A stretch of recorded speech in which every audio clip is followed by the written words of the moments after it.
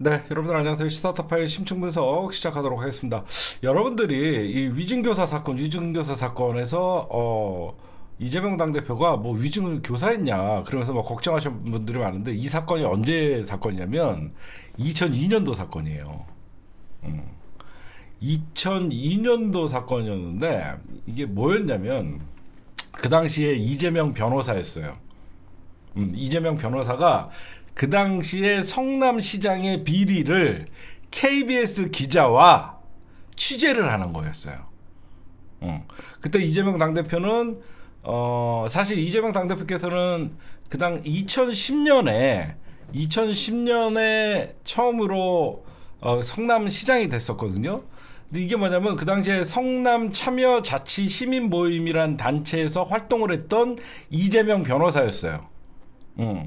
성남 참여 자치 시민 모임이라는 단체에서 이재명 변호사님이 그 성남에 대한 비리나 이런 것들에 대해서 어떤 관여하고 그런 거였는데 2002년에 분당 파큐뷰 특혜 분양이 있었어요, 여러분들.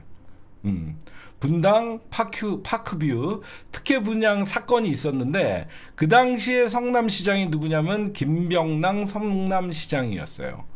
그때 김병랑 성남시장을 취재했던 KBS 기자가 누구냐면 최철호 PD라는 사람이었어요. 최철호 PD. 그때 최철호 PD가 PD와 이재명 그 당시에 변호사가 입을 맞춰서 검사를 사칭했다라고 했던 사건인 거예요. 근데 이 사건이 왜 다시 2002년에 있었던 일이 2004년에 이재명 당대표님이 12월에 벌금 150만 원을 확정받았던 사건이에요. 근데 이재명 당대표 입장에서는 되게 억울하잖아. 그때 자기가 검사 사칭을 한 것도 아닌데 그 당시에 최철호 PD가 검사 사칭을 해갖고 김병랑 그 당시에 성남시장을 취재한 건데 자기는 옆에 있었을 뿐인데 자기가 오히려 벌금을 내서 이 사건을 언제 얘기하냐면 2018년 5월에 경기도지사 후보 토론회에서 그 당시에 바른미래당의 김영환 후보가 검사 사칭한 적 있느냐라고 질문을 던지니까 이재명 당대표가 그 당시에 후보가 PD가 사칭하는데 제가 옆에 인터뷰 중이었다라고 그걸 도와주었다고 하고 그걸 누명 썼다라고 합니다. 이걸 가지고 그 당시에 김영환이가 이재명 당대표랑 2018년 경기도지사 후보 토론회에서 검사 사칭했냐라고 질문을 했더니 이재명 당대표가 내가 뒤집어 썼다. 이걸 가지고 허위사실 유포를 했고 기소를 한 거예요. 허위사실 공표로 재판에 넘겨서 대법원까지 갔지만 2심에서 대법원 진지에서 그 당시에 다시 살아나와서 이재명 당대표가 최종 무죄 판결을 받았던 사건이에요. 근데 이게 여러분들 잘 보시면요. 이 김병남 시장이 그 당시에 그러면 여러분들 이게 보시면요. 이 최초로 이게 여러분들 상황 설명을 해줄 거예요. 이재명 대표가 수원지검 그러니까 그 당시에 KBS 최철호 PD가 김병남 시장의 비리를 캐는 취재를 하는데 최 PD가 이재명 당대표 그 당시에 그 변호사에게 수원지검의 경상도 말을 쓰는 검사 중에 아는 사람 있나요?라고 물어봐요. 그래서 이재명 당대표가 수원지검에 A 검사가 있는데 아마 그 시장도 알 거다라고 하니까 이 최철호가 이 PD가 취재하려고 자기가 검사라고 전화를 한 거야. 이해가 가요? 최철호 PD가 수원지검의 누구 검사입니다. 제가 조사하는 참고인이 시장님께서 홍모 회장 시행사 그 당시 대표로부터 은갈치 양복을 받았고 홍 회장과 골프를 쳤다고 하는데 그 부분에 대해서 확인하고 싶어서 전화드렸습니다라고 한 거예요. 최철호 PD가 이재명 당대표한테 수원지검에 아는 검사 있냐 경상도 말투 쓰는 그러니까 예를 들어 이종원 검사가 경상도 말투를 좀 쓴다. 그래서 최철호 PD가 그 얘기를 듣고 김병남 성남시장에게 최철호 PD가 이종원 검사입니다 이러면서 얘기를 했던 거야. 이제 이해가요? 그래서 그때 이제 검사 사칭으로 2명이 기소가 됩니다. 이재명 당대표와 지금의 이재명 당대표와 최철호 PD가. 근데 그 당시에 이제 최철호 PD, 그러니까 KBS잖아요. KBS, 그러니까 이제 그 성남시장을 그 성남시장이었던 김병랑 성남시장이 최철호 PD는 KBS는 고소를 안 하겠다. 이 사건, 검사 사칭 사건을 이재명에게 뒤집어 씌우자. 왜 그러면 이재명 당대표는 그 당시에 시민활동을 하면서 사실 성남시장을 꿈꾸고 있는 정치인이었거든요. 그러니까 정적을 죽이기 위해서 짠 거예요. KBS. 그 뭐 이런 내용이었어요. 여러분들 이제 아시겠죠? 검사 사칭을 이재명 당대표가 한 게 아니라 최철호 PD가 있고 그 최철호 PD가 검사 사칭을 하고 통화할 때 이재명 당대표는 옆에 있던 거예요. 그래서 그렇죠. 최철호 PD는 기소도 안 했죠. 왜 그러냐면 검찰이 볼 때는 이재명을 잡으면 되니까. 그래서 그때에 그러니까 2002년도에 그러니까 22년 전 사건이 2018년도 경기도지사 후보 토론회에서 김영환 바른미래당의 후보가 물어보면서 자기는 누명을 썼다라고 한 거에 허위사실 유포로 공직선거로 됐던 겁니다. 이제 여러분들이 이 배경을 좀 알고 이렇게 좀 들으시면 여러분들 아실 수 있을 거예요. 그러면 오늘 사건의 무죄 판결을 간단하게 조약을 해주면 이재명 대표는 통화 당시 위증을 그러니까 김병랑은 그 당시에 비리가 있던 성남시장이었고 김병랑의 비서였었어요. 김진성이라는 사람. 지금 김진성 씨와 이재명 당대표 그 당시에 성남시장이 아니라 김진성이라는 그 당시에 성남시장 수행비서와 이재명 당대표가 지금 위증 교사로 요번에 김진성이는 위증으로 이재명 당대표는 그 위증을 교사한 걸로 검찰이 기소를 한 겁니다. 알겠죠? 그래서 여러분들이 보시면 오늘 재판 간단하게 얘기하면 이재명 대표는 통화 당시 김진성 씨에게 허위 위증을 요구하지 않았고 그냥 있는 그대로 기억 오래된 사건이니까 기억을 되살려서 얘기해야 할 건 얘기해달라라고 한 거고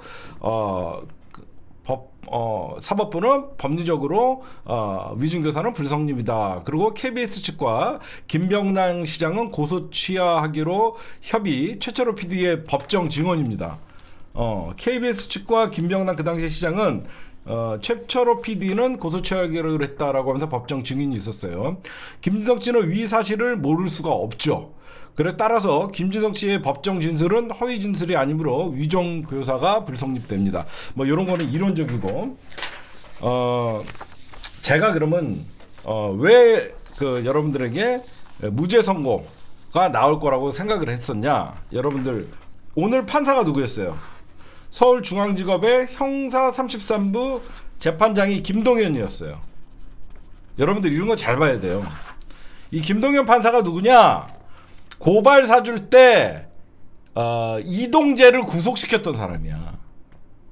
그래서 국힘당에서 좌파 판사라고 했었던 사람이야. 이 김동현 판사가 되게 훌륭하신 분이야. 그 당시에 이동재 고발 사주 사건이 있었잖아, 한동훈이랑. 그때 이동재를 구속시켰던 게 김동현 판사예요. 그래서 제가 재판부가 누군지를 봤었어요. 제가 재판부가 누군지 봤더니 김동현 판사인 거야. 이 김동현 판사는 저번에 한동훈이랑 그 이동재를 위증교사 사건 때 이동재 잠시 구속돼 있을 때 그 당시에 김동현이를 이동재를 김동현 판사가 구속시켰던 사람이에요. 그래서 이거는 괜찮겠다라고 저는 생각을 했었죠. 그러니까 여러분들이 그걸 좀 아셔야 되고 이제 이재명 당대표는 위증교사 1심 무죄 이재명 당대표의 총 재판이 5개입니다. 지금 어떻게 보면 오늘 재판이 왜 중요했냐면 만약에 오늘 재판도 유죄가 지금 검찰이 구형을 3년을 때렸었어요. 왜 그러냐면 여러분들 공직선거법 위반보다 위증교사가 사법부의 업무를 방해한다 그래갖고 굉장히 중죄로 봐요. 그래서 웬만하면 징역형이야. 공직선거법 위반은 얼마든지 2심에서 내가 보면 뒤집힐 가능성이 있지만 판사만 잘 만나면 이 위증교사는 만약에 대부분이 여러분들 80% 이상이 징역형이 나와요. 위증교사가 더 엄한 벌이에요. 공직선거법 위반보다. 근데 그래서 아마 이재명 당대표 입장에서는 이번 재판이 더 신경 쓰였을 거예요. 근데 이재명 당대표께서 이번에 다행히 사법 리스크 중에 가장 위험했던 거예요. 오늘이 사실.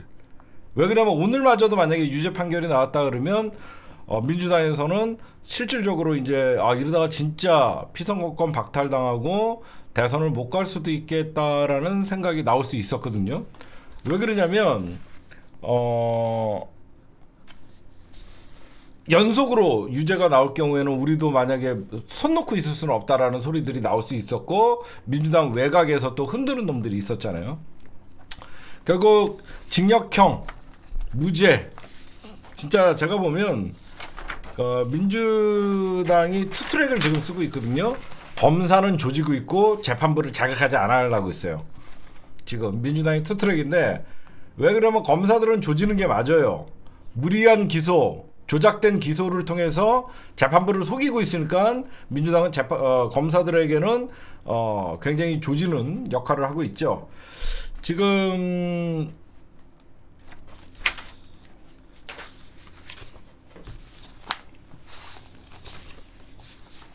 이제 위증교사 1심 고비를 넘겼습니다. 한숨도 돌렸고 그러면 여러분들이 여기서 이제 중요한 게 있죠. 왜? 제가 이제 분석한 걸 여러분들에게 중요한 거 말씀드릴게요. 대북 송금 그거는 진짜 걱정 안 해도 돼요. 여러분들 보면요, 김진성 씨가 있잖아요. 김진석 씨가 6개의 증언을 합니다. 김진성 씨가 6개의 증언을 했는데 재판부가 유죄를 본 게 2개예요. 요거 하나만 좀 보여드리고 갈게요. 제가 자료를 좀 찾았는데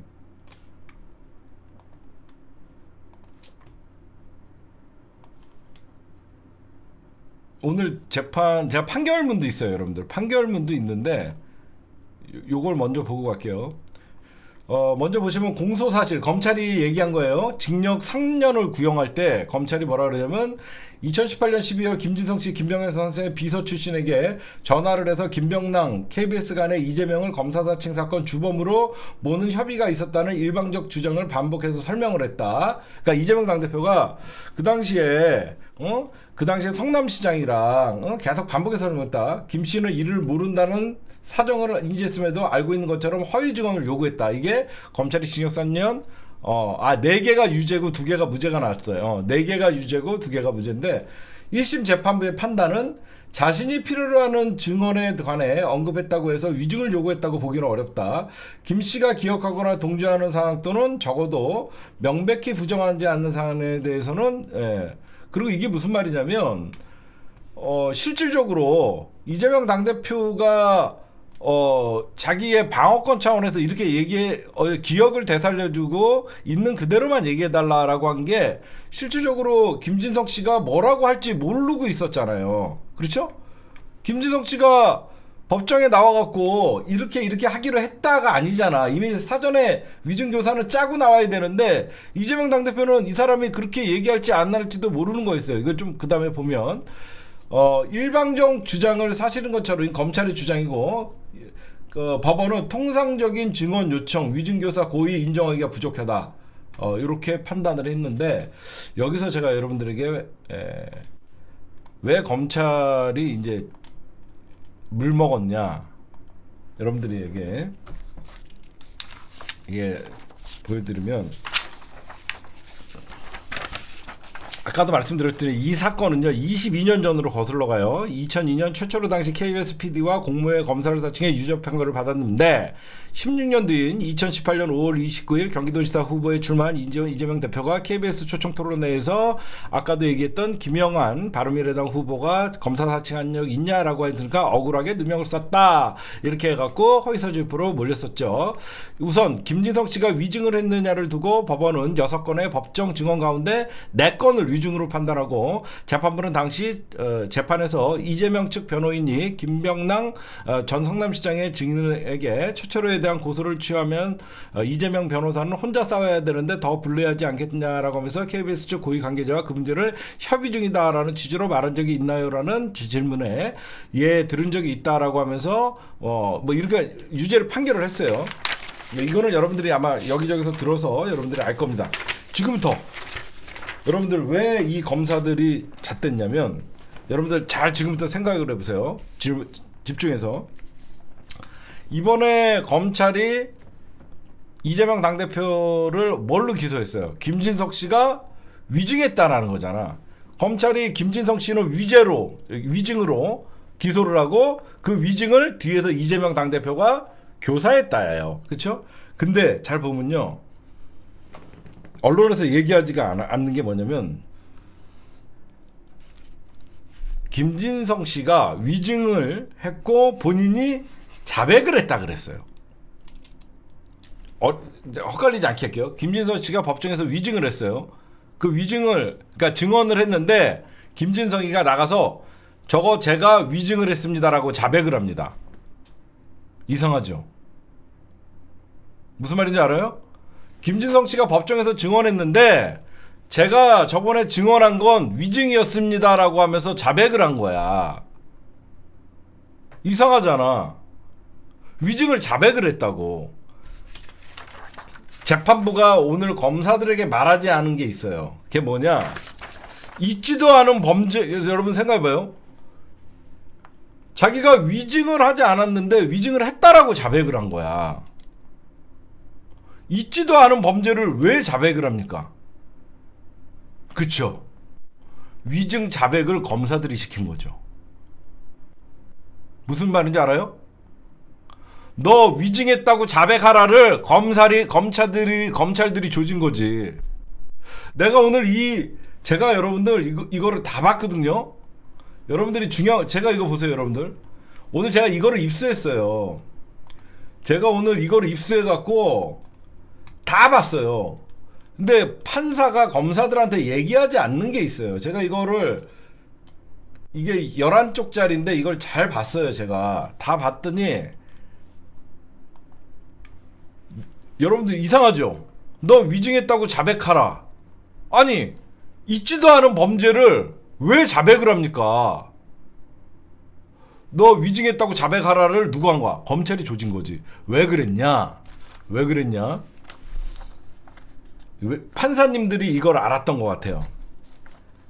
그러니까 검찰이 이재명 당대표를 유죄로 만들기 위해서는 김진석이가 허위 자백을 했다라고 증언하는 게 필요했죠. 그쵸? 위증을 했다라고 자백하는 게 이재명 당대표를 잡아넣기 좋은 거였잖아. 근데 김진석이가 어떠냐? 여러분들이 이게 결정적이었던 것 같아요. 이번에 기소한 검사들 제가 보면 100% 얘네들 구속시킬 수 있어요. 검찰이 여러분들 이 김진성이에 대해서 알선수재 혐의가 있어요. 즉 김진성이가 알선수재가 뭐냐면 뒷구녕에서 돈을 먹다가 걸린 게 있어요. 이제가 손뼉이 쳐지죠. 김진성이는 검찰에 2건이나 알선수재 혐의로 약점을 잡히고 있었던 거예요. 그래서 2년째 알선수재 혐의를 2건이나 잡히고 있는데 검찰이 김진성을 기소하지 않습니다. 뭐냐? 그러니까 너 이거 억지 자백해주면 너 알선수재 2건 기소하지 않을게. 이거예요.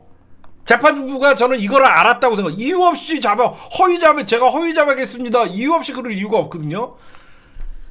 당연히 검찰이 이재명을 잡기 위해서는 저놈의 김진성의 알선수재를 기소해주지 않고 너 허위 위증했다라고 자백해라라고 협박한 게밖에 안 되는 거예요. 왜 그러냐면 김진성이의 개인 비리가 있었습니다. 어떤 게 있냐? 김진성이는요, 백현동 알선수재 혐의를 기소하지 않았습니다. 이게 누구냐면 김인섭과 김진성이가 둘이 공모를 해서 했는데 김진성이는 쏙 빼고 김인섭만 공소를 제기해서 유죄를 받게 만듭니다. 독자적인 알선수재 사건은 기소도 하지 않습니다. 검찰이. 사기 사건도 있습니다. 경찰이 기소 의견으로 김진성을 사기 사건으로 넘겼는데 검찰이 무혐의 처리를 합니다. 결국 이재명 당대표를 잡기 위해서 김진성이의 개인 사건을 기소하지 않는다는 조건으로 허위 자백을 강요했을 가능성이 큰 거죠. 이거는 뭔지요? 검찰의 직무유기죠. 그렇죠? 검찰의 직무유기죠. 지금 같은 사건이 뭐랑 똑같죠? 쌍방울 대북 송금 사건의 김성태랑 똑같은 겁니다. 김성태의 개인 비리는 기소하지 않고 유동규의 개인 비리는 기소하지 않고, 그렇죠? 검찰이 쓰는 방법이죠. 합리적 의심이 아니라 실질적으로 검찰이 기소하지 않았어요. 여러분들에게 김진성이가 어떤 사건에 걸려 있는데 검찰이 기소 안 했냐? 검찰 이번에 기소한 검사들 직무유기로 전부 구속시킬 수 있어요. 뭐냐? 김진성이가 위증교사를 검찰이 그 당시에 수사할 때 검찰이 김진성이에 대해서 3가지 혐의를 포착합니다. 첫째, 백현동 관련해서 74억 원의 알선수재를 합니다. 74억. 이 74억 사건과 독자적으로 진행된 도감청 탐지 장치 납품 관련 알선수재 사건. 이 백현동 관련 알선수재 사건은 김인섭 씨만 검찰이 유죄 판결을 받게 하고 김진성이는 쏙 뺍니다. 두 번째 사건은 도감청 탐지 장치 납품 관련을 특정 업체로부터 해주겠다라고 하면서 돈을 받죠. 마지막으로 뭐가 있냐? 골프장을 상대로 납품 관련 사기 사건, 이 3가지가 있었던 거예요. 3가지. 여러분들 같으면 내 개인 비리를 검사가 3가지를 잡고 있어. 하나는 74억 원이라는 백현동 알선수재 사건이 있고, 두 번째는 납품 비리 사건들이 2건이나 잡고 있어. 걸리면 최하 검찰이 기소만 해도 빚마저도 5년을 살아. 검찰이 뭐라고 했겠어요? 너 허위 자백했다라고 법정에서 얘기해라. 위증했다라고 자백해라. 그러면 기소하지 않겠다. 검찰은 아직도 이런 김진석이에 대해 알선수재 혐의나 사기 사건에 대해서 기소하고 있지 않습니다. 이 사건을 검찰이 왜 그럼 여기서 이제 앞으로 더 분류하고 딸려 들어갈 수밖에 없냐면, 민주당이 이 사실을 알죠. 그렇죠? 이거를 당연히 민주당은 국정조사 요구 또는 공수처에다가 수사를 의뢰할 수 있죠. 이거는 검사 탄핵뿐만 아니라 증인을 협박을 해서 위증 자백을 받아낸 거예요. 억지 자백을. 나중에 김진성이가 그 당시에 검찰이 나를 협박했다라고 말 한마디만 하면 이 수사 검사들은 다 날려버릴 수 있습니다. 응? 그쵸? 여러분들, 그러면 여러분들 오늘 왜 김진성이는 유죄가 나왔냐? 왜 벌금이 나왔냐? 너 판사들이 말을 못하죠. 김진성에게 벌금 500만 원. 여러분들 이상하잖아. 왜 위증 자백을 한 사람은 벌금이 나오고 위증 교사를 했다는 사람은 무죄가 나왔냐? 판사들이 보면 알죠. 그렇죠? 판사들이 차마 검사에게 위증을 강요한 거 아니냐, 위증 자백을 강요한 건 아니냐라고 묻지는 못하지만 정황상 판사들이 볼 때는 이거는 위증 자백을 할 이유가 전혀 없는데 위증을 했다라고 보니까 판사들이 볼 때도 너는 위증을 한 게 맞다. 그 대신 그러니까 검사가 압박을 해서 위증했다라고는 판사가 말을 못하죠. 이해가 가죠? 검사가 협박을 해서 너 위증했지? 라고 이렇게 판사가 묻진 못하지만 너 위증한 건 맞다. 누가 시켰든 간에. 그러나 그 위증 자백을 시킨 것은 이재명은 아니다. 이재명은 아니다. 그리고 그 배후에는 검사들이 있을 거라는 생각을 하고 너는 위증한 거는 맞고 위증을 스스로가 자백했으니까 너는 500만 원 벌금이 맞다라고 하면서 벌금을 때린 거죠. 그러나 이재명 당대표는 김진석이가 내가 증언했던 거는 허위였다라고 하면서 자백을 하니까 그 이재명 당대표가 원하는 대답을 김진성이가 법정에서 한 거 아니잖아요. 그쵸? 법정에서 원하는 걸 한 거 아니잖아요. 그러니까 이재명 당대표는 뭐든지 범죄가 있으면 혜택 본 사람이 범인이잖아요.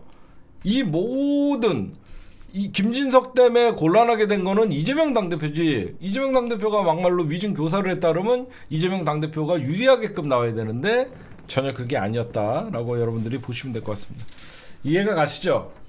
결국은 위증도 교사도 없었다. 이재명 당대표는 그 결론. 여러분들이 너무 어렵게 생각하지 마세요.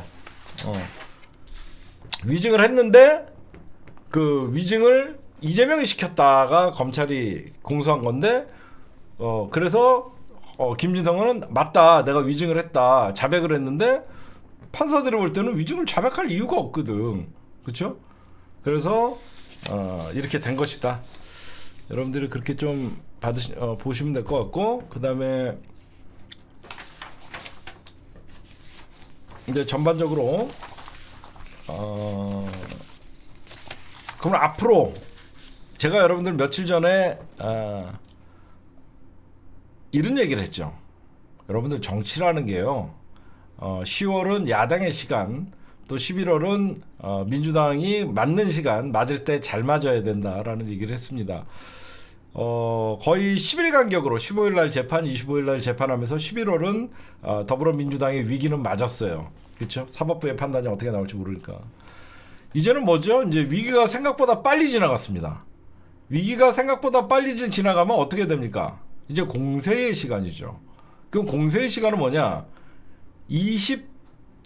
그게 뭐냐면 27일 날인가 28일 날 이달 김건희 특검이 있습니다. 민주당 이제 공세가 세지는 거죠. 28일 날 검사 탄핵인가요? 판검사 탄핵이 이창수랑 조상원 이런 사람들이 28일이고 29일 날이 김건희 특검. 그쵸? 검사 탄핵 28일 29일 날 지금 중앙지검장 그다음에 그 수사검사들 지금 민주당이 일정대로 탄핵을 하게 되고 그다음에 특검법을 재표결을 앞두고 있죠. 이것도 이제 민주당이 뭐냐면 이제는 다시 민주당이 대여 공세로 이어지는 길입니다. 생각보다 위기가 좀 세게 올 뻔했는데 민주당이 오늘 이재명 당대표의 무죄 선고로 다시 민주당이 다시 고삐를 윤석열 정부의 고삐를 쥘 것으로 여러분들 보입니다. 그 다음에 지금 28일입니다. 28일 본회의에서 이창수, 조상원, 최재훈 반부패 2부장에 대한 탄핵소추안을 보고하고 29일 본회의에서 추가로 여러 표결을 할 예정이라서 사실상 민주당이 검사 탄핵은 150명만 있으면 되기 때문에 이창수, 조상원, 최재훈은 사실상 탄핵이 확정된 거라고 보시면 될 것 같고요. 특히 조상원 4차장 검사는 이재명 당대표의 저거를 지금 공직선거법 위반을 수사했던 검사이기 때문에 이거는 이재명 당대표가 다시 이제 역공을 할 수 있는 거고, 김건희 특검이 29일 아마 재포결을 이번 주에 민주당이 이제 이번 주가 아니라 다음 주 이번 주 맞죠? 이번 주에 민주당이 공세 전환으로 될 것 같습니다. 아마 이렇게 좀 맞을 때 잘 맞으면 돼요. 검사 탄핵하고 김건희 특검 아마 반전에 28일 날 둘 다 한대요. 28일 날 검사 탄핵과 김건희 재표결. 28일 날 김건희 특검 재표결과 검사 탄핵 둘 다 한다고 합니다. 그 다음에 그러면 여기서 이제 이재명 당대표를 여러분들에게 좀 말씀드릴게요. 사법부의 압박이 가장 좋은 게 뭔지 아십니까? 여러분들 한번 정답으로 맞춰보세요. 이재명 당대표가 앞으로 재판이 5개예요. 물론 1심에서 하나는 공직선거법 위반은 잘못 나왔고, 사법부의 압박이 가장 중요한 게 뭘까요? 광장에 나가기? 탄핵? 집회? 맞아요. 지지율이에요. 이재명 당대표의 지지율이요. 이재명 당대표의 지지율이 50% 가까이만 되면요 절대 못 건드립니다. 대통령 될 사람의 지지율은 판사들도 함부로 못합니다. 왜 그러냐면 국민들 50%가 다음 차기의 대통령 후보는 이재명이라고 생각하는데 사법부에서 국민들의 선택할 권리를 박탈하는 게 되는 거거든요. 그러면 계속 이재명 당대표가 높은 지지율을 보이면 보일수록 어떤 현상이 벌어지냐면 증언들이 바뀝니다. 김진석 씨도 야 이러다가 나 잘못하면 죽겠다 싶으면 검사가 회의에서 저는 이런 위증 자백을 하게 된 것입니다 라고 얘기가 나올 수가 있죠. 그렇죠? 제가 사실 지금 이제 와서 여러분들에게 좀 말씀드릴게요. 제가 오늘 재판이 왜 중요하다고 생각했냐면 만약에 오늘 재판도 이재명 당대표가 유죄가 나오거나 징역형이 나왔을 경우에는 그동안 이재명 당대표를 위해서 검찰과 타협하지 않고 버텼던 사람들이 법정에서 증언을 바꿀 가능성이 있었어요. 아 어차피 이재명 대권 후보가 안 되면 나라도 살아야지 유동규 같은 배신자가 나올 수가 있었어요. 여러분들 이해가 가시죠? 워낙 검찰이 이재명 잡기 혈안이 돼 있기 때문에 너희들은 빼줄게라고 하는 사실상 모종의 협박성 그런 것들이 있을 거 아닙니까? 그렇죠? 그래서 이게 이재명 당대표가 이번에도 유죄를 받았거나 실질적으로 다음 대선에 나가기가 힘든다는 판단을 하게 되면 감옥에 갇혀 있는 사람들 입장에서는 특히 뭐 유동규는 이미 변절을 했고 지금 이화영 전 부지사나 지금 뭐 김용, 정진상 측근들은 뭐 그래도 믿을 수 있겠지만 이재명 당대표 사건에 관련돼 있는 성남시의 관계자들이나 공무원들이 말을 바꿀 수가 있었어요. 저는 그래서 이재명 당대표의 지지율이 높으면 높을수록 오히려 검사들이 그동안 사건을 조작하고 어떤 식으로 증인을 회유했는지 진실을 밝혀줄 수 있는 시간도 다가오고 있다. 그렇죠? 여러분들에게 계속 이재명 당대표의 지지율이 계속 올라가야 돼요. 그래야지 걱정 없이 그렇게 되는 거니까 여러분들도 그렇게 생각하시면 될 것 같고, 그러면 이제 이재명 당대표가 2심에서 무죄가 나왔습니다. 특히 여러분들 우리 이재일 변호사님들 와 계시지만 공직선거법 위반보다 위증교사가 훨씬 엄한 벌이에요. 근데 더 한 고비를 진짜 큰 고비 넘긴 거예요. 위증교사는 대부분이 다 유죄가 나올 거라고 생각했는데 저랑 이재일 변호사만 둘이 사실 무죄가 나올 거라고 생각했거든요. 그게 뭐냐면 지난번 아까도 말씀드렸듯이 유창훈 그 당시에 영장심사 실질심사 판사가 이런 얘기를 합니다. 제가 아까 반복해서 말씀드리면 위증교사에 대해서는 이미 소명된 걸로 보이고요 라고 했는데 그거를 마치 조중동이 왜곡해서 이재명 당대표 위증교사는 유죄로 봤다라고 했는데 사실 정반대였어요. 그러니까 여러분들이 이재일 변호사님이랑 나랑 둘이 얘기할 때 실질적으로 그렇게 얘기를 했었어요. 그러면 이제는 뭐가 커지냐? 윤석열 퇴진론이 커집니다. 자연스럽게. 왜 그러면 이재명 왜 이게 굉장히 제가 여러분들에게 걱정했던 게 이재명 당대표도 만약에 대권에 못 나오는 유죄 징역, 그러니까 사람들이 점점 희망을 잃게 되면 퇴진 촛불이 커지지가 않아요. 무슨 말씀인지 아시겠죠? 제가 뭐라 그랬어요? 탄핵이라는 거나 중도가 집회에 참여하려고 그러면 윤석열의 대안이 누구인가라는 사람들의 생각을 합니다. 근데 만약에 이재명 당대표도 다음 대선에 나올 수 없다라는 사람들의 생각이 점점점 퍼져가게 되면 야 윤석열 다음은 누군데? 라고 하면서 사람들이 윤석열을 끌어내리면 그 다음에 누군데? 더한 놈이 올 수도 있잖아라는 잘못된 생각을 해요. 근데 이재명 당대표가 건재하게 되면 사람들은 윤석열 퇴진론이 점점점 불타오르게 됩니다. 그러니까 여러분들이 이재명 당대표는 이제 기회를 잡아서 이제는 민주당이 잘 맞았어요. 맞는 시간에 잘 맞았기 때문에 이번 주부터는 다시 반격의 기회고 28일은 이창수, 조상원, 최재훈 검사 3명에 대한 탄핵, 그 다음에 김건희 재표결까지 이어지는 겁니다. 이재명 당대표는 한숨 큰 진짜 위기를 넘겼어요. 오늘 한동훈이 설레발치다가 훅 갔죠.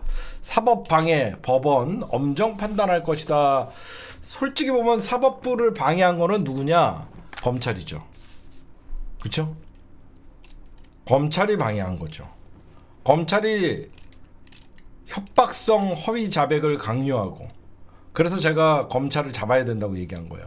그 다음에 여러분들에게 오늘 이재명 당대표의 재판에 무죄가 나오면서 이 불똥이 누구로 튀냐? 한동훈에게 튀는 겁니다. 한동훈. 여태까지 한동훈이가 윤석열 공격을 잠시 멈추고 굉장히 국정 파트너 같이 하면서 이재명 당대표 공격에 주력을 했었죠. 근데 이재명 당대표 공격에 검사 출신의 한동훈이가 제1선에서 이재명 당대표를 공격했는데 용산과 윤한 갈등이 잠시 소강 상태로 접어들었던 거는 용산에서도 이재명 사건에 대해서는 한동훈이가 잘한다는 생각을 갖고 있었는데, 한동훈이가 그렇게 엄한 중형이 내릴 것이다라고 했는데 이재명 당대표가 무죄를 받음으로써 이제 뭐가 커지냐? 한동훈 가족에 대한 당원 게시판에 확전이 이제 일어날 거예요. 제가 여러분들에게 분명히 말씀드리면 윤석열과 김건희는 한동훈을 절대 배신자로 생각하고 절대 후계자로 생각하지 않습니다. 지금 여러분들에게 말씀드리고 싶은 거는 당원 게시판 논란이 왜 있습니까? 한번 생각해 보세요. 당원 게시판 논란을 왜 국민의힘에서 친윤과 친한이 왜 싸울까요? 여러분들이 볼 때 왜 친윤과 친한이 당원 게시판에서 왜 싸울까요? 단순히 한동훈 잡으려고? 이거 여러분들이 생각하는 것보다 더 심해요. 뭐냐면 윤석열 입장에서는 명태균이가 굉장히 아픈 거예요. 잘 들어보세요.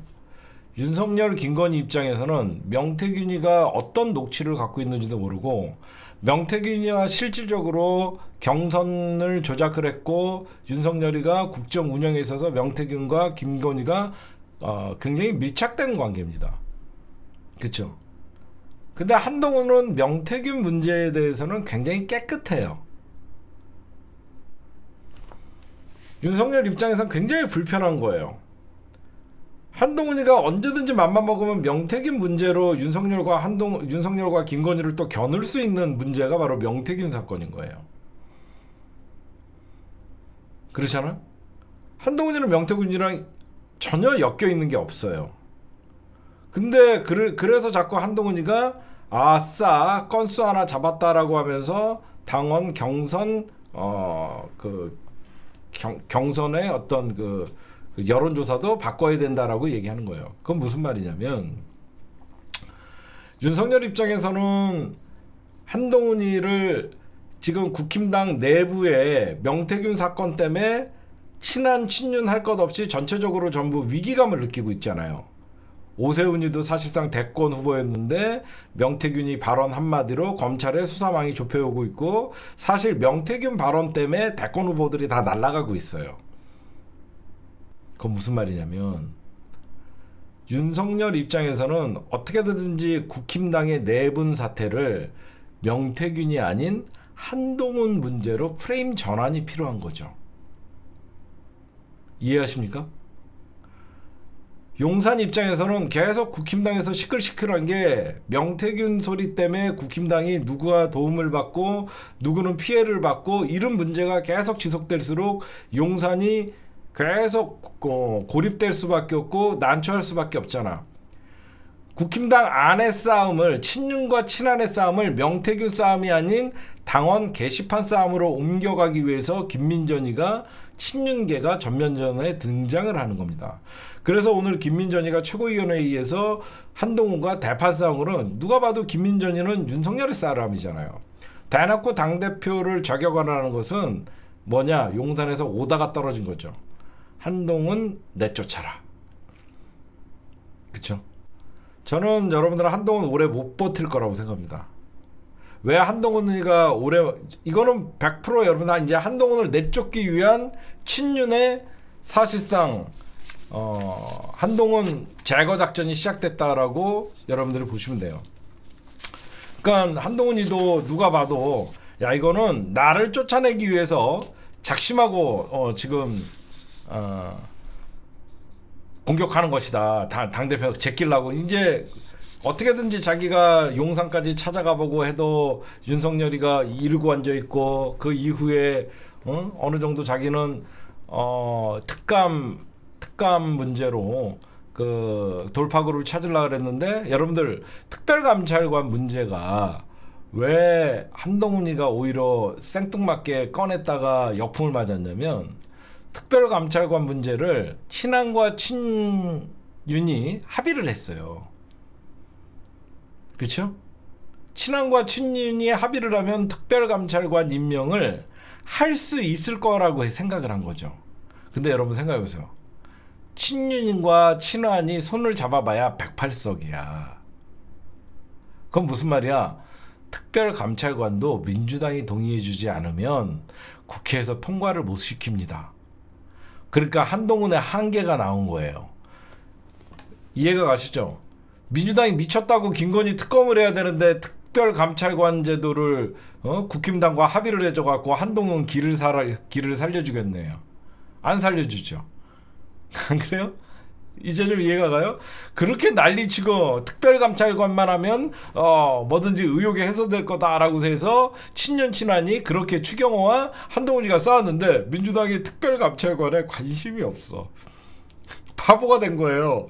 자기는 특별감찰관만 이거는 친년이 제 말을 들어주신다 그러면 이거는 김건희 절대 특검을 막을 수 있고 합니다라고 했는데 민주당이 신경도 안 써. 민주당이 동의를 안 하면 특별감찰관 제도가 통과가 안 돼요. 응? 그러니까 한동훈이가 왜 싸운 거야 그럼? 친윤은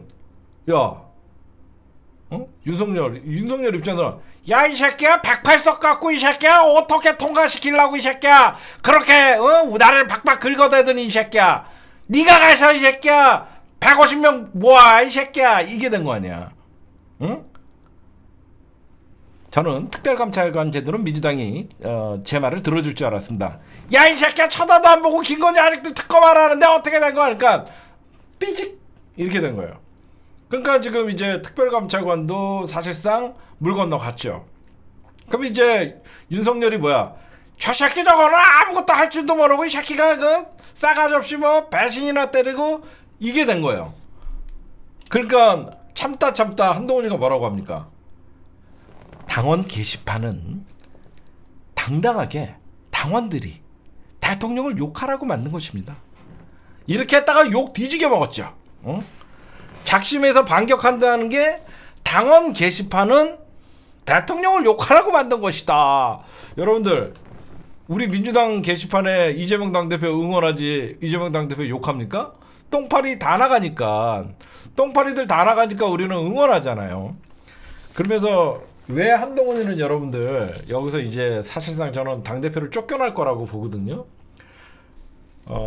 지금 친한계에서 얼마나 위기감을 느꼈으면 우리 이러다가 김건희 특검도 받을 수 있다 이렇게 으름장을 놔요. 근데 김건희 특검을 과연 받을 수 있을까? 우리는 받으면 좋죠. 근데 여러분들이 보시면 한동훈과 윤석열이 너무 똑같아요.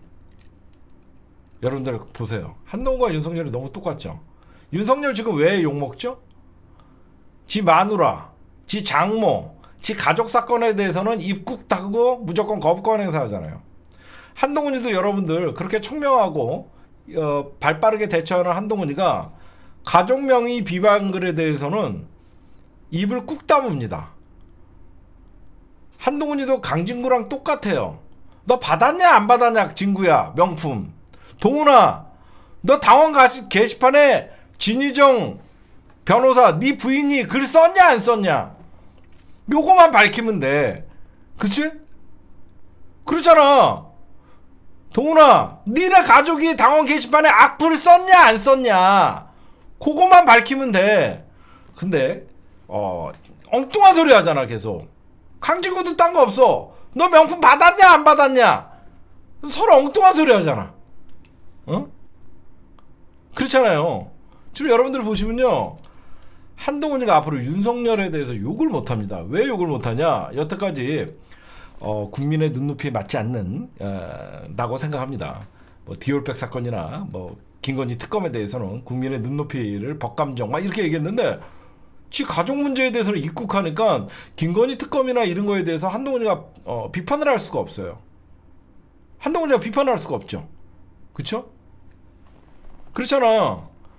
김건희 문제 해소해야 된다라고 그렇게 떠들었던 한동훈이가 지 가족 리스크에 대해서는 이런 방구도 없이 말을 하지 않아요. 그 한동훈이는 이제 윤석열 공격거리도 없어진 거예요. 그래서 내치는 겁니다.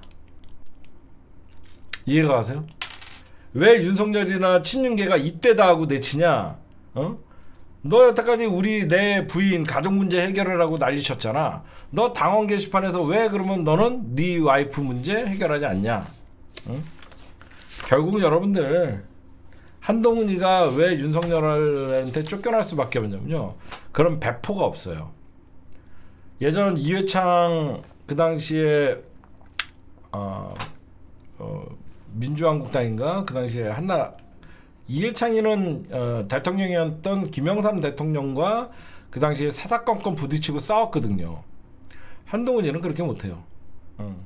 지금 여러분들 생각보다 이재명 당대표의 재판 때문에 가려져서 그러지 최고위원회의 여러분들 최고위원회의는 공개석상입니다.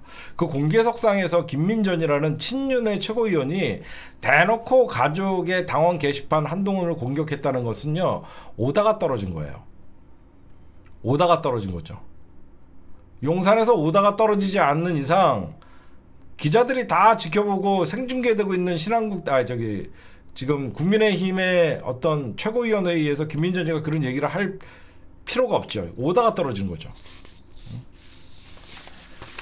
저는 한동훈이가 제가 볼 때는 얼마 남지 않았다.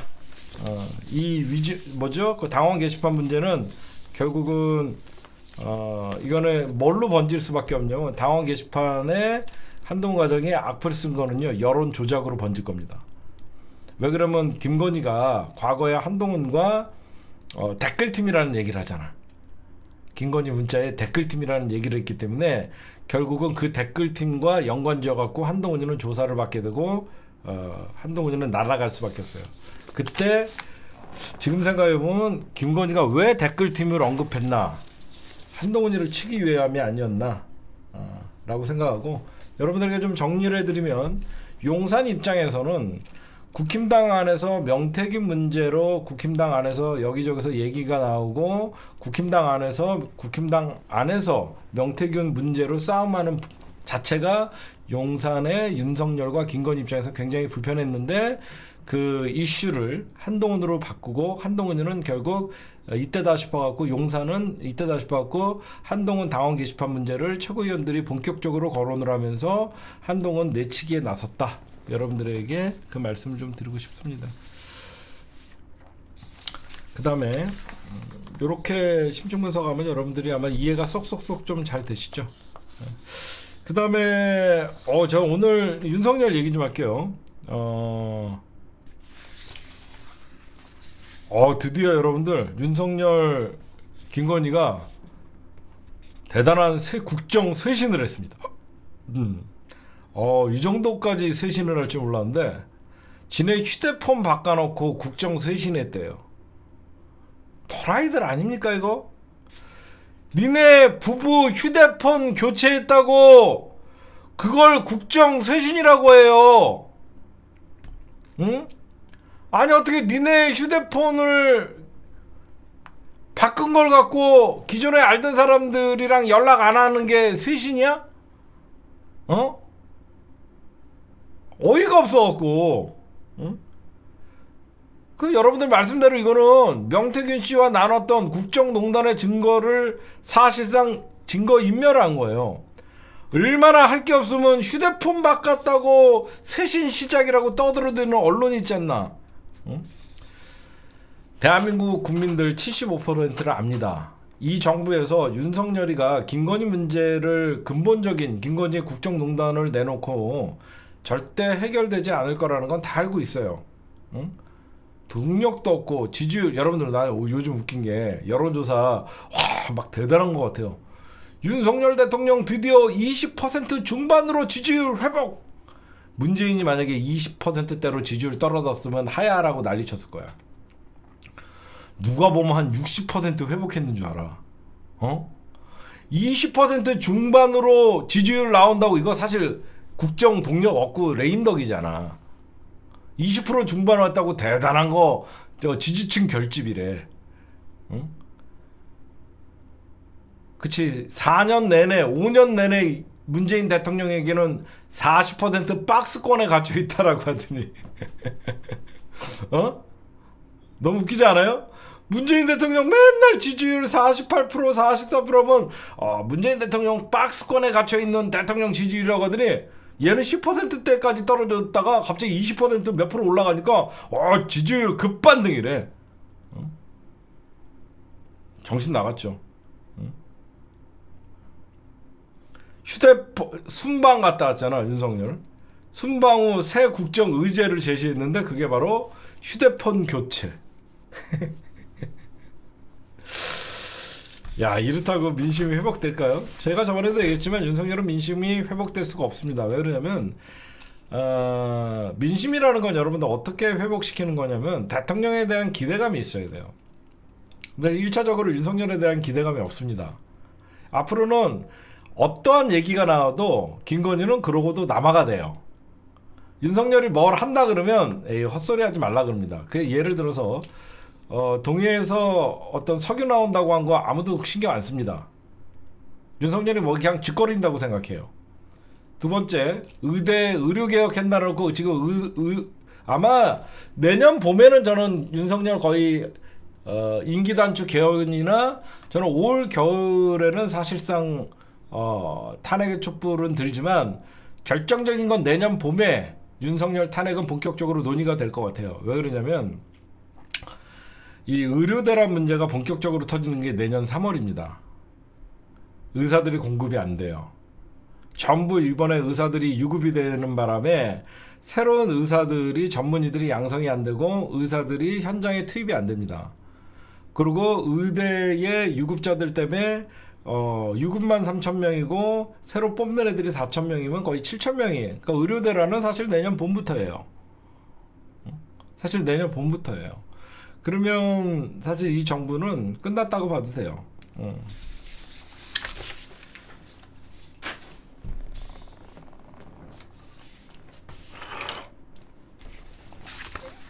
그 다음에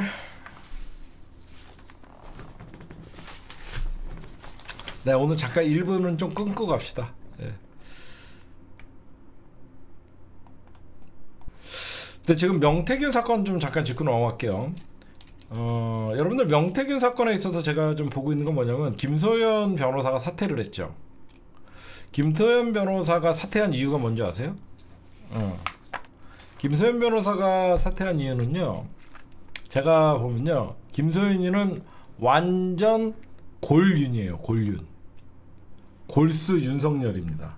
김소연이는. 근데 명태균이가 자기 휴대폰 대선 과정에서 녹취가 돼 있는 휴대폰을 가지고 용산과 딜을 해달라고 했습니다. 이준석 사태를 떠나서 김소연이는 원래 골륜이에요. 골륜. 근데 명태균이가 사실상 김소연이가 사퇴를 한 게 아니라 명태균이가 자른 겁니다. 정확히 얘기하면 명태균이가 김소연을 자른 거예요. 왜 그러냐면 명태균이가 자기 휴대폰을 주면서 김소연 변호사한테 이걸로 용산과 거래를 해달라고 했어요. 무슨 말씀인지 아시겠죠?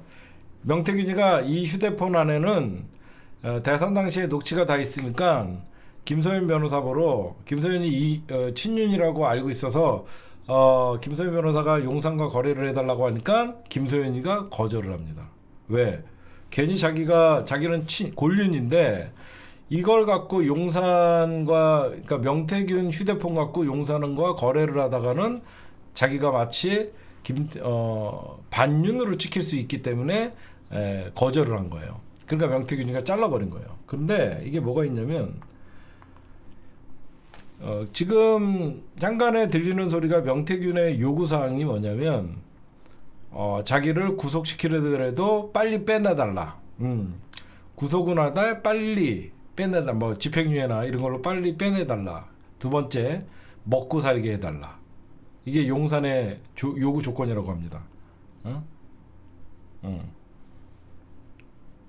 먹고 살게 해주고 구속을 시켰지만 빨리 뭐 집행유예나 이런 걸로 빼달라. 근데 결정적으로 김소연이에게 명태균이 휴대폰으로 거래를 해달라 그랬는데 김소연이가 거절을 했어요.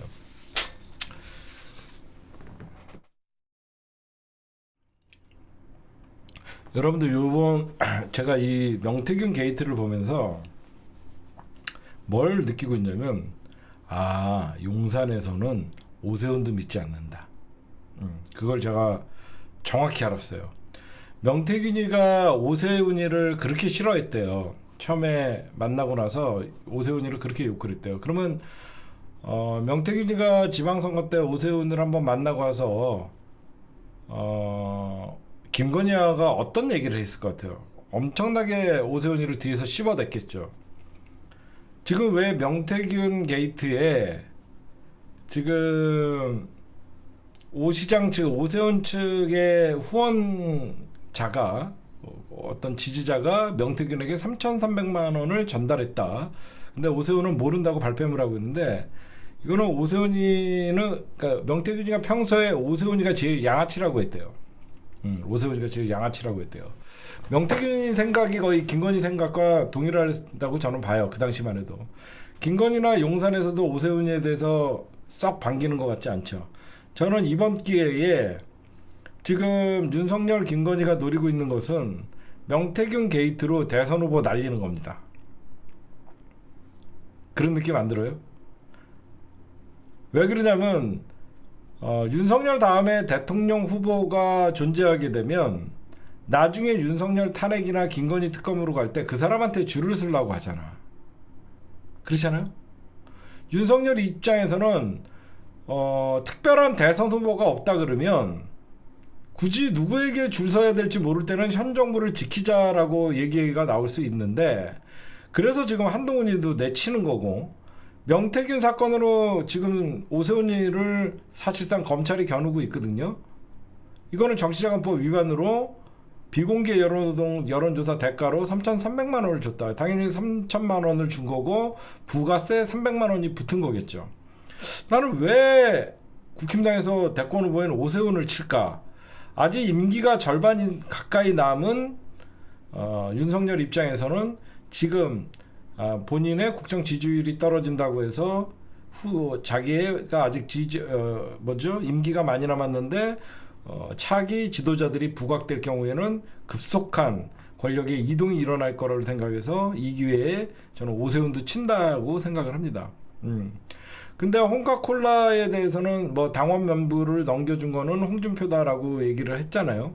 요즘 홍준표가 갑자기 명태균을 처음에 구속시켜야 된다라고 막 떠들다가 요즘은 홍준표가 명태균에 대해서는 공격보다는 한동훈에 대한 공격을 다시 고삐를 늦추고 다시 조이고 있는 거 보면 지금 윤석열이 생각하는 거는 누가 봐도 홍준표 같아요. 제가 보면. 왜냐면 홍준표가 평소에 얘기하는 걸 보면 어떤 얘기를 하냐면요, 자기는 전직 대통령에 대해서는 절대 수사하거나 그러면 안 된다라고 하는 것들이 그래서 홍준표랑 윤석열이랑 자주 만나는 그런 일들이 발생하는데, 명태균이 가장 양아치라고 생각했던 게 오세훈이고, 그런 오세훈이를 지금 검찰이 명태균 게이트로 엮어서 날리고 있는 현상이다. 저는 그렇게 보고 있습니다. 다음,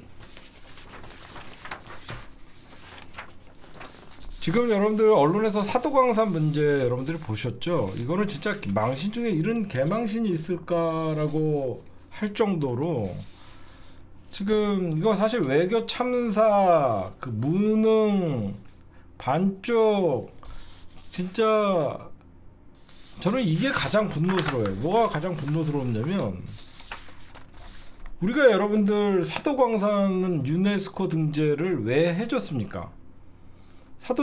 사도광산 유네스코 등재 우리가 반대했으면 쟤네들 유네스코에 등재를 못해요. 근데 우리가 찬성을 해주고 일본 말만 믿은 거죠. 그러니까 일본의 입만 보고 앞으로 사도광산에 강제 노역했던 사람들을 사실상 추도를 하고 그들이 강제 노동했던 아픔을 잘 전달하겠다, 이런 사탕발림한 얘기만 듣고 덥석 유네스코 등재를 우리나라가 반대를 하지 않고 찬성을 해주는 바람에 지금의 사도광산이 나온 건데, 왜 여러분들 우리나라가 이렇게 일본의 입만 쳐다보고 우리가 일본에게 당하냐면요, 외교는요 여러분들, 카드를 다 써버리면 저쪽에서 아쉬울 게 없으면 자기 국익에 준하게 반하는 일을 하지 않습니다. 사도광산 문제를 끝까지 민주당이, 국힘당이, 그러니까 윤석열이가 찬성 안 해줬으면 어떻게든지 자기네들이 더 파격적인 사도광산의 추모비를 어디에 건립하겠다, 사도광산의 어떤 추모를 매년 국가행사로 하겠다, 여러 가지 일본이 오히려 우리에게 더 좋은 조건으로 어떤 사도광산 유네스코의 문제를 해결하기 위해서 더 접근했을 텐데, 우리나라가 사실상 무조건 일본만 믿고 양보를 해주고, 그 다음에 일본이 행동을 해달라라고 말만 해봤자 일본이 지키지 않는, 오늘 일본 대표 야스쿠니 참배가 논란이 돼서 우리나라 정부의 어떻게 보면 야스쿠니 참배라는 거는 전범들을 추모하는 데잖아요 여러분들. 근데 어떻게 보면 전쟁 피해자들이 사도광산의 강제 노역자들인데, 일본 대표가 야스쿠니 참배를 거기 한 사람이 나오고 그러면, 이게 우리나라가 가면 국민 자존심마저 뭉개지는 거고 굴욕이죠, 굴욕.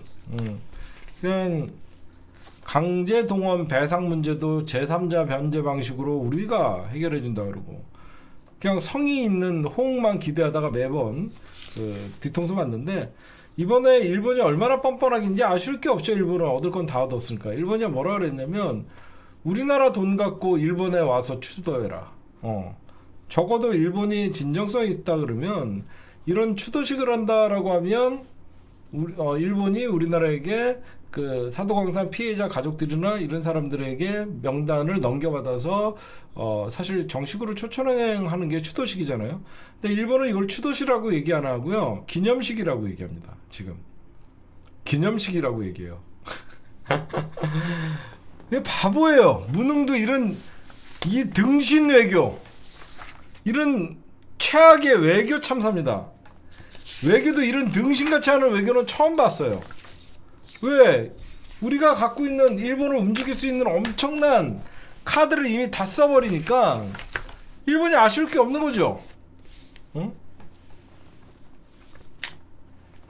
바보들이에요, 바보들. 그다음에 일단 윤석열 정부에 이런 것들이 있다, 여러분들에게 좀 말씀드립니다. 이어서 여러분들 그거 있어요. 이제 왜 제가 보면 이제 12월이면 또 민주당의 이제 여러분들 이제 공격의 시간이에요. 뭐죠? 예결위. 원래 법정 예결위에서 통과 시간이, 내년도 예산 통과 시간이 12월 10일이에요. 12월 10일이 정기국회가 끝나는 날이거든요. 9월 1일부터 12월 10일까지 정기국회가 열리는 건데, 아마 12월 말까지는 민주당이 이제 우원식 의장이나 민주당이나 국힘당도 예산안이 12월 10일이라는 기한을 대부분 다 넘겨서 12월 10일 이후에는 임시회로 연말까지 아마 대부분 열어놔요. 그러니까 민주당은 지금 예결위에서 벌이고 있는 것들이 검찰의 특수활동비뿐만 아니라 검찰, 경찰, 그 다음에 감사원, 그 다음에 뭐 국정원, 이런 어떤 사정기관, 그 다음에들의 특수활동비를 전액 삭감한다라고 민주당이 이렇게 벼르고 있기 때문에, 그리고 특히 대통령실의 특활비까지, 아마 민주당은 여기에 이제 여러분들 12월은 대체로 어떤 걸 하냐면요, 국정조사의 기간이에요. 국감이 거의 11월 초에 끝났잖아요. 국감이 11월 초에 끝나면 그 국감에서 나왔던 의혹들이나 국감에서 나왔던 어떤 여러 가지 부정부패나 어떤 결정적인 사건들이 있으면요, 대부분 이제 예결위와 맞물려서 말일까지는 국정조사를 진행을 합니다. 그래서 국정조사도 지금 알기로 우원식 의장이 이번에 최상병 특검 있죠. 우리 최상병 특검을 국정조사를 추진한다라고 밝혔어요. 이거 왜 이거는 잘한 거냐면요. 최상병 국정조사는 여러분들 여야 합의 사항이에요. 무슨 말씀인지 아시겠어요? 국정조사는 여야가 합의가 됐을 때만 대부분 국회의장이 그 국정조사를 실시를 해주는데, 이번에 당연히 여야가 합의가 될 수 없겠죠. 최상병 그 국정조사 같은 경우에. 근데 국회의장이 최상병 사건에 관해서는 국정조사가 필요하다라고 얘기했기 때문에 국회의장에게는 여야가 합의를 하지 않더라도 본회의에 직권 상정할 권한이 있습니다. 그쵸? 그냥 국회의장이 얘기하면 여야 합의고 나발이고 그냥 국회의장이 본회의에 직권 상정을 해버려요. 그러니까 사실상 최상병 특검에 대해서는 국정조사는 이루어졌다라고 여러분들이 보시면 됩니다.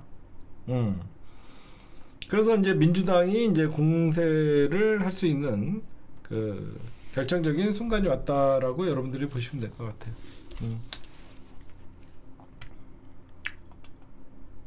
12월도 이제 민주당이 공격의 달이에요. 여러분들이 잘 보시면 될 것 같고, 내년에는 또 새해가 바뀌고 그러면 또 1차적으로 제가 오늘 방송을 한 이유는 민주당이 위기를 넘겼다, 그 얘기를 좀 해드리는 거예요. 지금 금투세법에 이어서 가상자산의 내년에 어떤 그 과세 부분 있죠. 제 생각을 좀 솔직하게 얘기할게요.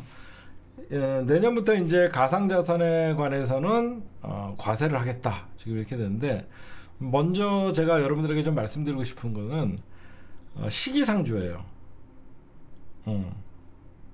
시기상조입니다. 비트코인 가상자산에 대해서 내년에 과세한다는 건 민주당 무조건 그러니까 현재 국힘당이 2년 유예하자 그랬거든요. 이거 2년 유예에 동참해야 돼요. 무조건, 왜 제가 무조건 우클릭을 하는 게 아니라, 이거는 가상자산에 대한 그 과세는 왜 제가 시기상조라고 얘기했냐면요. 일단 우리나라에서 이 가상자산이라는 개념이 확립이 돼 있지가 않아요.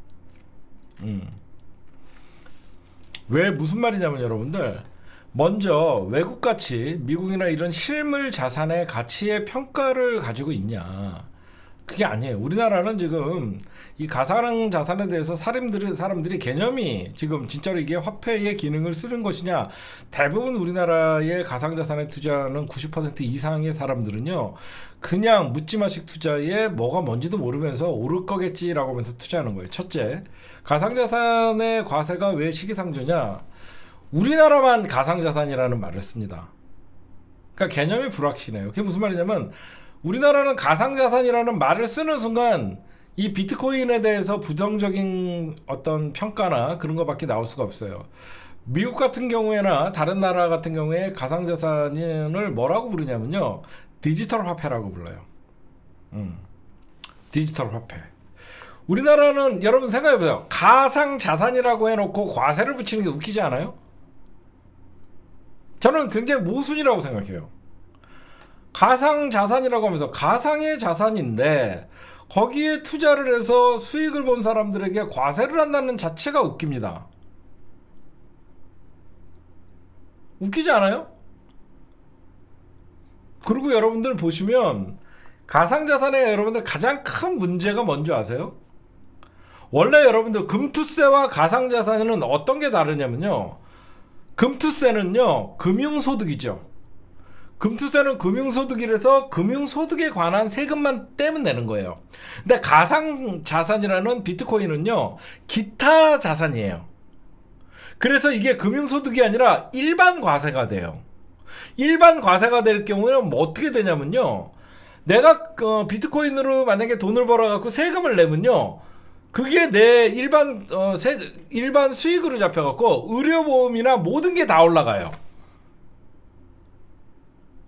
그러면 사람들이 큰일 날 거 아닙니까? 금융소득을 해서 금융소득에 대한 세금만 내면 되는 게 아니라, 이거는 기타, 비트코인이라는 게 금융상품이 아니에요. 지금은 우리나라에서는 가상화폐이기 때문에 기타 소득으로 분리해놔서 이 그 비트코인에 대해서 수익을 얻은 거에 대해서 세금을 낼 때 일반 과세로 낸다는 거예요. 그렇게 되면 내 수익, 일반 수익으로 잡혀갖고 의료보험료, 여러 가지 연금뿐만 아니라 각종 자기 소득 대비해서 내는 세금들이 다 올라가는 거죠.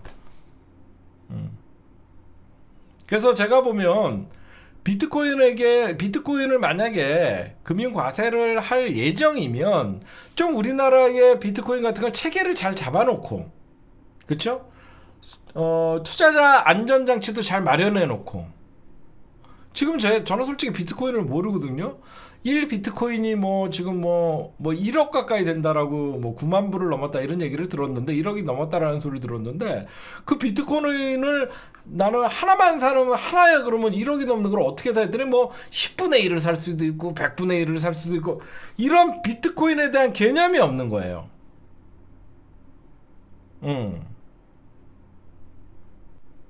그쵸?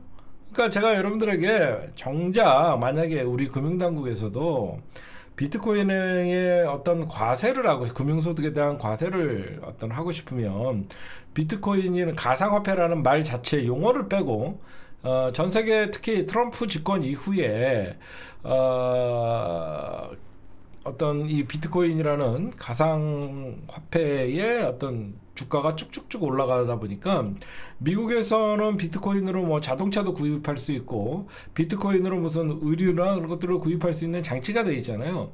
근데 우리나라에서는 그런 비트코인을 받는 업체나 그런 것들이 제대로 구성되어 있지 않기 때문에 저는 우리나라가 만약에 가상화폐에 대해서 과세를 하려면 진짜 우리나라 이 가상화폐에 대해서 화폐로 인정할 것인가, 디지털 화폐로 공식적으로 할 것이냐 안 할 것인가부터 저는 확실히 해야 된다고 생각해요. 왜냐면 제가 옛날에, 저는 솔직히 비트코인에 대해서는 솔직하게 말씀드리면요, 저는 굉장히 부정론자예요.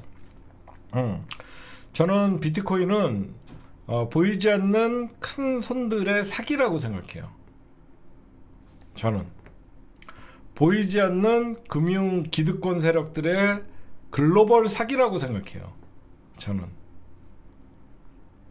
그렇게 생각해요. 전 세계에 보이지 않는 글로벌 자금의 조직적인 큰 사기라고 생각해요. 전 세계를 상대로 사기치고 있다고 생각해요. 왜 그러냐면 여러분들,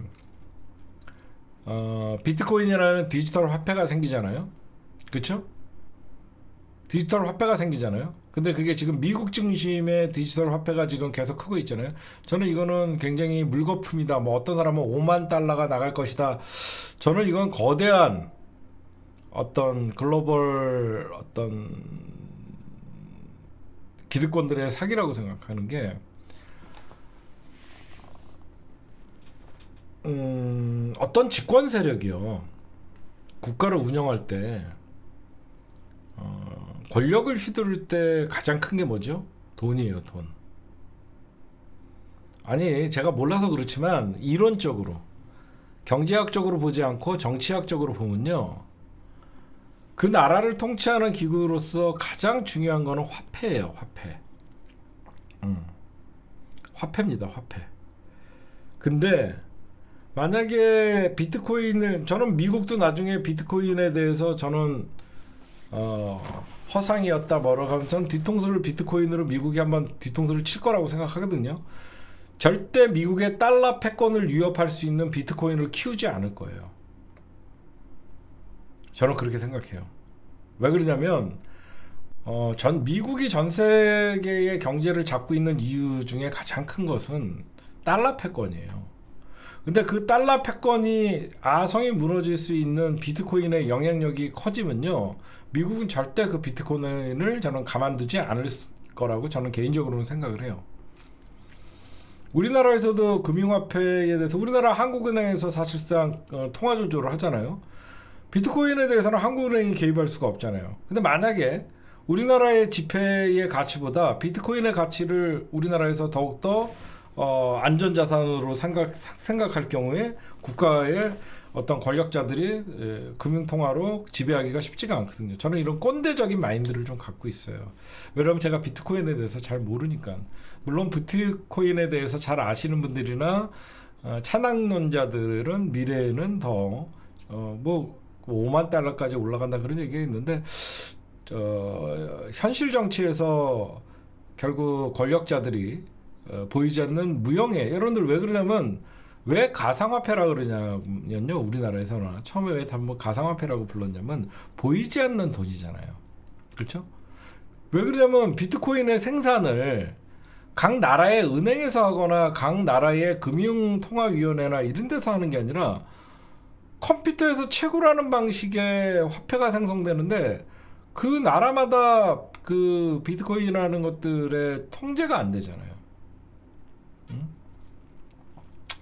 저는 그렇게 생각을 해요. 제가 잘 몰라서 그러는데 저는 언젠가는 이 비트코인에 저는 막 지금 과도하게 5만 불까지 오르겠다라고 희망빛을 보이는 사람도 있는 반면에 지금도 저는 모르겠어요. 제가 잘 몰라서 그러는 것 같은데 1억 3천까지 올라가 있다는 건 너무 좀 거품이 많이 끼었나. 여러분들 만약에 비트코인이나 이런 거 투자하시는 분들이 있으면 조심하시기 바라고, 일단은 저는 과세하는 건 반대입니다. 왜 그러냐면 비트코인에 관해서 미국이나 선진국들의 비트코인을 대하는 방식같이 우리나라는 어떤 소득으로 분류할 것인도 정립이 안 돼 있고, 아직도 우리나라 사람들은 가상화폐라고 부르는데 이걸 디지털 화폐로 만약에 정말로 우리나라에서 과세를 하려고 하면 많은 사람들이 직접적으로 비트코인이 어떤 화폐이고 어떤 쓰임새가 있고 좀 개념의 정립이 좀 필요하다라고 생각을 해서 저는 비트코인의 과세는 반대합니다. 뭐 비트코인의 뭐 미래 가치나 현재의 가치나 그걸 다 떠나서, 아니 우리가 비트코인 투자하는 사람들은 뭐 몇백만이니 뭐 그런 소리를 하지만 우리가 주식 투자 같은 경우에는 주식 투자를 안 하는 사람도 주식이 어떻게 운영이 되고 주식의 가치가 어떻게 평가되는지는 알잖아요. 근데 우리가 비트코인 투자자가 뭐 500만 700만원 얘기를 하지만 비트코인이 어떻게 형성되고 비트코인이 어떻게 과세가 되고 비트코인이 24시간 거래를 통해서 어떤 식으로 비트코인은 가치가 올라가고 사람들이 모르잖아요. 그래서 저는 비트코인에 대해서 과세는 시기상조고, 먼저 우리나라에 대해서 새로운 디지털 화폐에 대한 개념 정립이 먼저 필요하다라는 개인적인 의견이에요. 그리고 여러분들 그 트럼프가 당선됐죠. 근데 트럼프가 여러분들 당선된 이유를 사람들이 많이 얘기를 합니다. 그러면서 여태까지 뭐 트럼프도 사법 리스크가 좀 있었잖아요. 그 검찰이 대선 중에도 기소를 했는데 트럼프는 당당하게 나와서 그 대통령이 당선되면서 우리 측 사람들이 트럼프를 어떤 그 고난을 뭐 이재명 당대표도 겪고 있다 이런 얘기들을 비교도 하더라고요. 근데 트럼프가 당선된 이유 중에 지금 제 방송을 보시는 미국에 사시는 분들도 많죠, 그렇죠? 아마 일반적인 분석은 백인 남성, 그 다음에 러스트벨트, 그 다음에 낡은 어떤 그 미국의 제조업의 그 사실상 부활을 꿈꾸는, 우리가 지난 대선에서도 그랬지만 백인 중산층들의 그 트럼프의 절대적인 그 지지와 라틴계와 히스패닉계들이 트럼프를 지지했다라고, 사실 이번에 압도적으로 이겼거든요, 트럼프가. 그 1980년대만 해도 미국이 굉장히 제조업의 강대국이었죠. 그때는 철강, 그 다음에 자동차, 피츠버그 알죠, 여러분들? 피츠버그, 옛날에 우리 프로야구 선수 강정호가 피츠버그에 뛰었는데, 피츠버그가 왜 1980년대까지만 해도 철강의 도시였어요. 철강의 도시.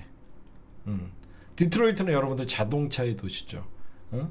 근데 거기에서 철강과 자동차, 이 노동자들이 미국 전체 노동자들의 평균 임금보다 한 10% 정도, 7%에서 10% 높은 임금을 받던 사람들이에요. 근데 지금은 거기가 이제 싹 빠져갖고 지금 뭐 라틴계와 히스패닉, 오히려 외국인 이주 노동자들에게 다 빼앗기고, 그러면서 이제 백인 중산층 남자들이 불만이 쌓였다. 그게 이제 어떤 미국의 어떤 소득의 양극화에 대한 불만의 표출이었다. 뭐 그런 얘기들이 많이 있었죠. 근데 이제 트럼프가 자국에 있던 회사들이 값싼 노동력을 갖고 있는 아시아로 진출하고 있는 나라들에 대해서 전부 미국 본사를 미국으로 다시 불러들이면서 미국에서 본사를 대표적인 게 포드나 아니면 뭐 마이크로소프트, 애플 같은 회사들의 본사를 미국에서 짓게 하면 여러 가지 세금 혜택을 주겠다라고 하면서, 그리고 다른 나라들도 미국에다가 공장을 짓게 하면 뭐 면세를 해주겠다. 그래서 미국이 우리에게 전기차 배터리나 그런 어떤 공장을 지으라고 보이지 않는 압력을 행사를 했죠. 그래서 우리나라의 전기차 같은 것들에 대해서 보조금을 지급하지 않는 예외 국가로 해서 우리나라가 삼성이나 LG나 현대나 그런 그 기업들이 미국에다가 어떤 전기차 배터리 공장을 지으면서 미국에게 로비를 하고 있거든요.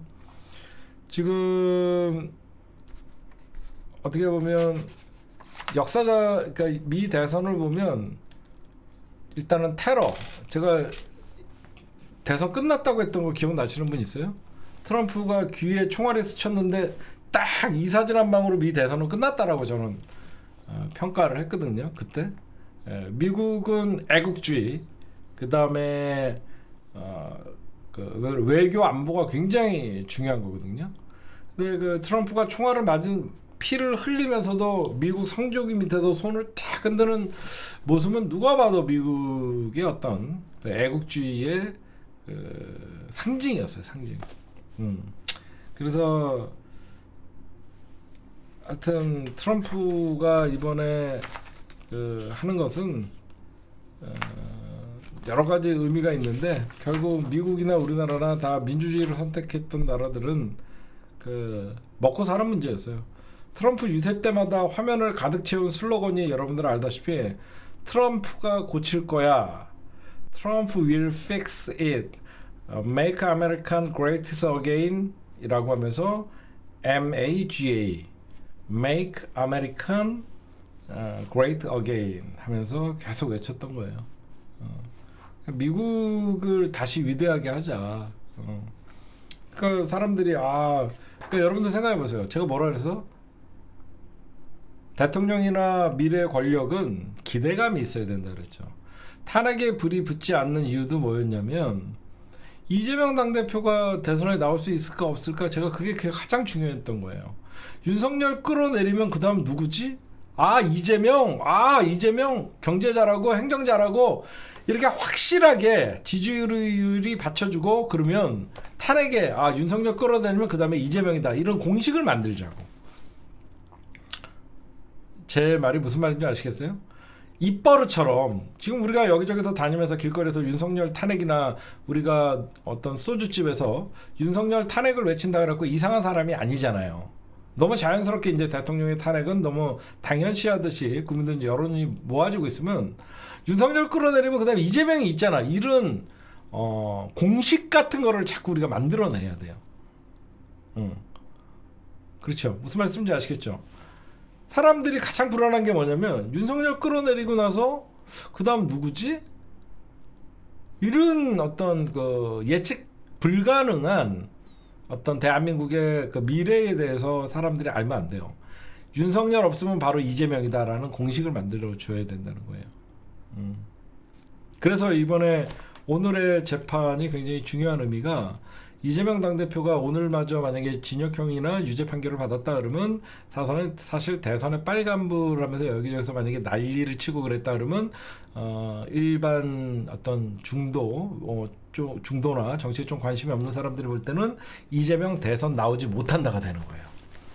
그런 소문이 얼마든지 나오면 대안이 없다, 그러니까 넥스트가 이재명이라는 어떤 믿음이 사라지게 되는데, 오늘 무죄 판결을 받음으로써 이재명 당대표가 하나하나 이겨내가고 새로운 역사를 쓰고, 이번에는 이제 이재명 당대표가 살아나옴으로써 이제는 윤석열 탄핵이다, 이런 공식이 생기는 거죠. 그렇죠? 이재명 무죄, 윤석열 탄핵, 이런 공식을 만들자고요, 여러분들. 그게 굉장히 중요한 거예요. 이재명 무죄, 윤석열 탄핵. 이렇게 하면 사람들이 윤석열 끌어내리면 이재명 당대표가 기다리고 있구나라고 생각들을 하는 거죠. 하여튼 오늘 제가 준비한 심층 분석은 여기까지만 할게요. 녹화는 여기까지만 할게요. 예.